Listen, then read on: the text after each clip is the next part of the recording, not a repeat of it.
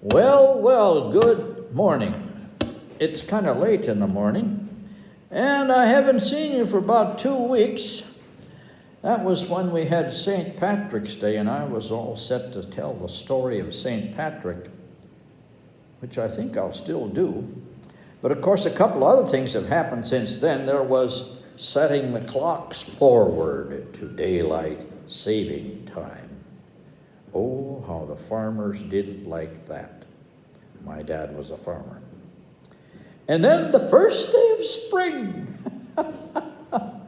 Oh my goodness, I got a funny story to tell you about that. Well, we'll start with St. Patrick. Now, Patrick wasn't his first name. It was his father's name. And the name Patricus is a Roman name which means a landowner.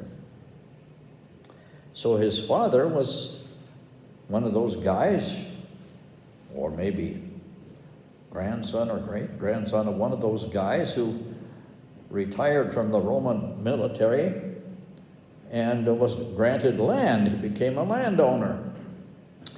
So we don't know his first name and we don't know his mother's name, but we know some other things. They lived on the western side of what's today called England, probably the part that would be called Wales. And over across the water was the land which would later be called Ireland, and it was ruled by the Druid priests who had secret magic which could scare the bejeebers out of you, and they controlled the country. Well, the story goes like this. Some of these people from Ireland came over to kidnap some youngsters and turn them into slaves. And the guy we call Patrick was one of them. And they would take girls or boys, and then they'd give them jobs to do. They were just slaves. Well, as it turned out, the guy we called Patrick, whose first name we'll never know, was used to sheep apparently, and so they put him to tending a flock of sheep, which wasn't too bad a job.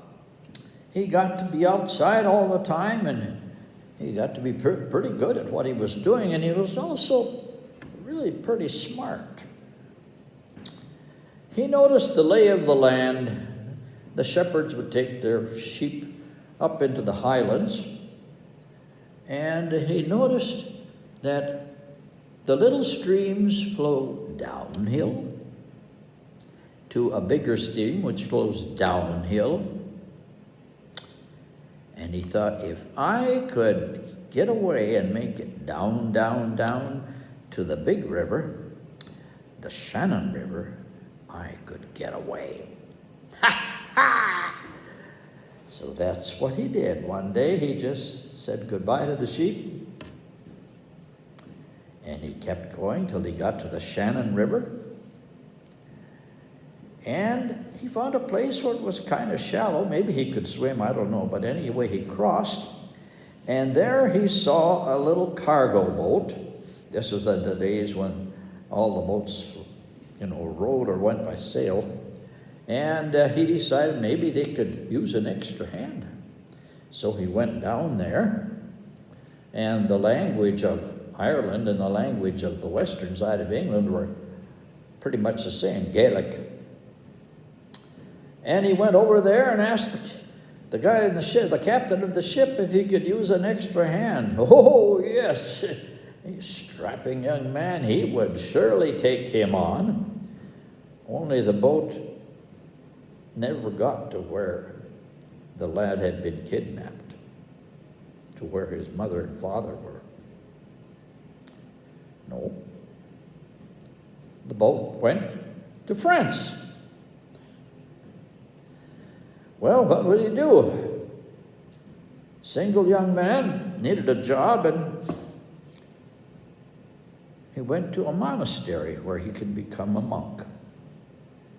Now, the monasteries were they had good land, they made good beer or wine, one of the two, depending on where they lived.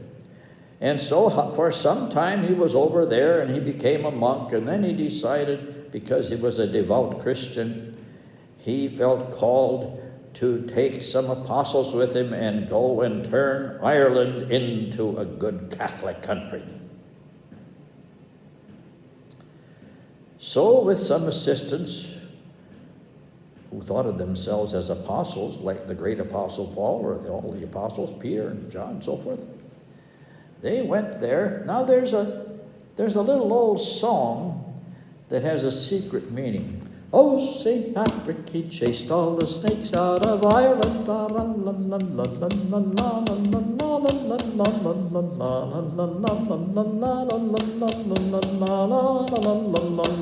I didn't know the other words. But the snakes of Ireland, I don't think were real snakes. I think they were the Druid priests. And so it happened that Patrick's people converted a whole lot of people to Christianity, which was a little less superstitious than the religion of the Druids. And came the day when, on a hill called Tara, the Druid priests were going to meet for a great convention, and Patrick's people got there first. And they lit a great big bonfire the day before the Druid priests were to have their big party. And according to the tradition, the priest said, "That's the end of our religion and the beginning of Christianity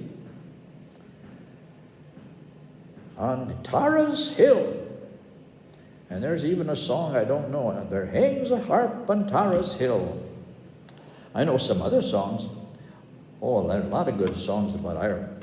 I'll take you home again, Kathleen, to where your heart has ever been. Yes, when the fields are fresh and green, I'll take you home again, Kathleen. Well, a lot of Irish people came to America. That would be about 150 years ago. They had been planting potatoes, and there was some kind of a blight hit the potatoes, and Irish people were starving.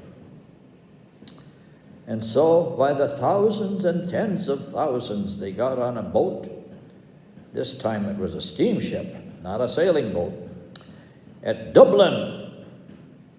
And they came to America. And they were very proud to become Americans. And one of the jobs they liked was becoming policemen, back in the days when policemen didn't carry anything more serious than a billy club. And I read a really good book once about all the different kinds of people in New York, and almost all the cops were Irishmen. Well, they really took to politics in America. And so we had two presidents in America whose ancestors came from Ireland. The first one was Ronald Reagan. And it should have been Ronald O'Regan, because Reagan was the county where his people came from.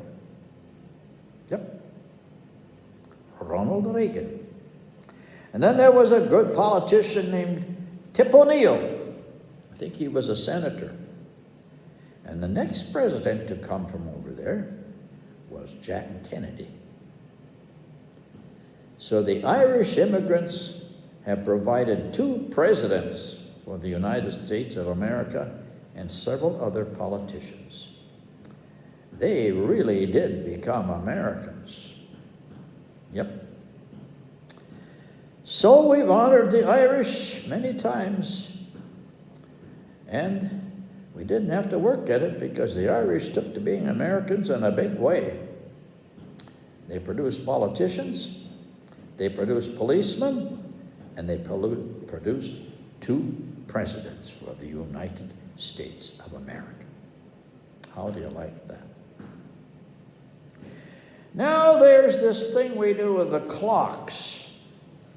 We change the clocks to what we call daylight saving time. Set the clocks ahead in the spring.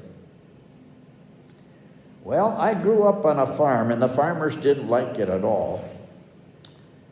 You know, they had to get up earlier and milk the cows and send the milk or cream off to the creamery. They didn't know that it was really a trick to give a little more evening time to the many, many people who worked in the many, many factories of America, who sometimes had to work 12 hours a day for 6 days a week. And there wasn't much time in the evening. It got dark. So that's where daylight saving time came from. It was for the people who worked in the factories by the millions. The farmers, they didn't understand it.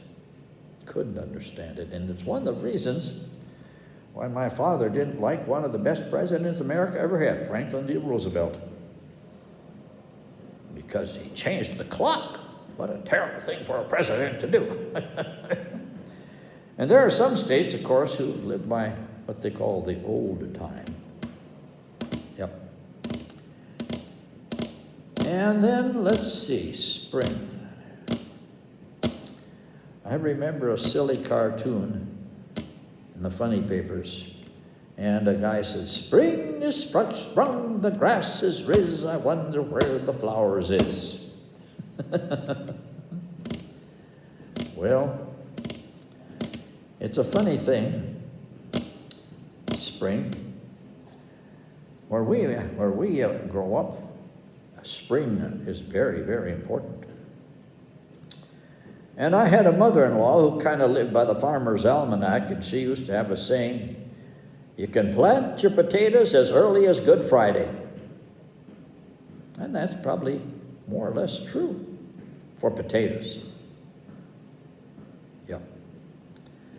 I don't know what's true for other things.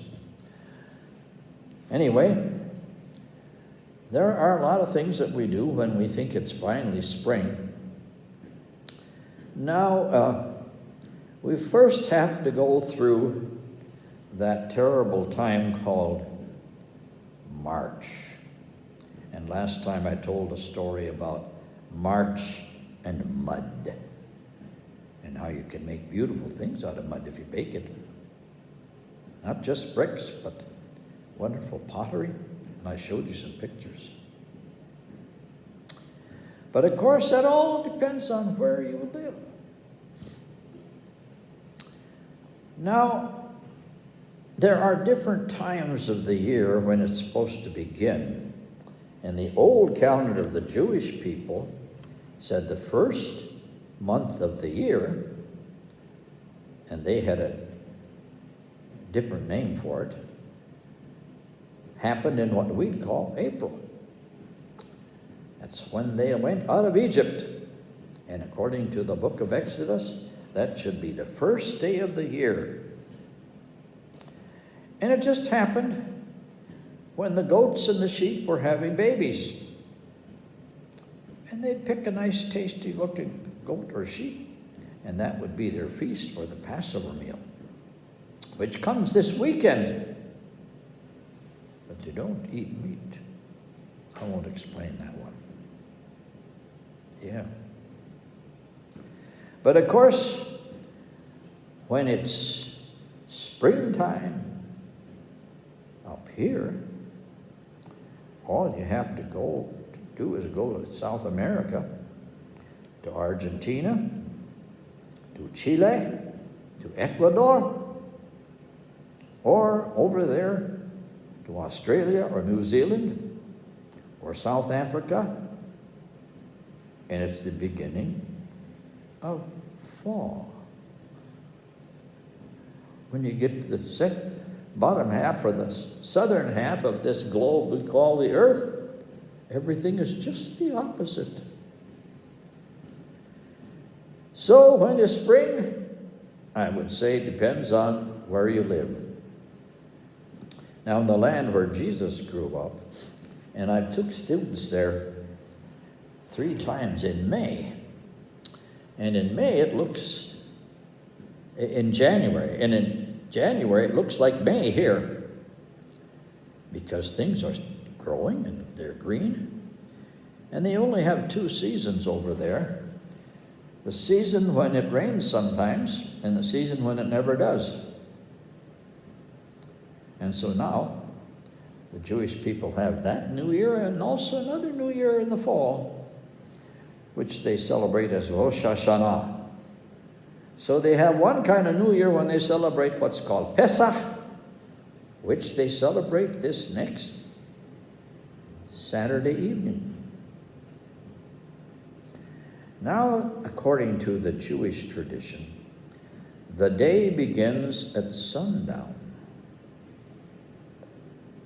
not at sunrise, which is a kind of a nice trick, because when you get up in the morning, the day is already half gone. Oh, we have many different ways to think about time or when things happen. Anyway, it's spring already. Now I got to tell you a funny little story that my grandpa told me. My grandpa loved to tell me funny stories. It seems that they had a justice of the peace back where my grandpa lived, which was up in Wisconsin, in the southern part of St. Croix County. And on the farm where we lived for a while, there was a spring at the bottom of the hill. And the spring kind of bubbled over into the river, which was called Rush River. And they had a justice of the peace. And there was a guy who came with a complaint. My neighbor takes a bath in my spring. And I want him to cut it out. Well, the justice of the peace, who had a nice sense of humor, said, it seems to me that it's just as legal to take a bath in the spring as it is in the fall. Well, think about that for a while. I guess I'll get to see you pretty soon one of these days.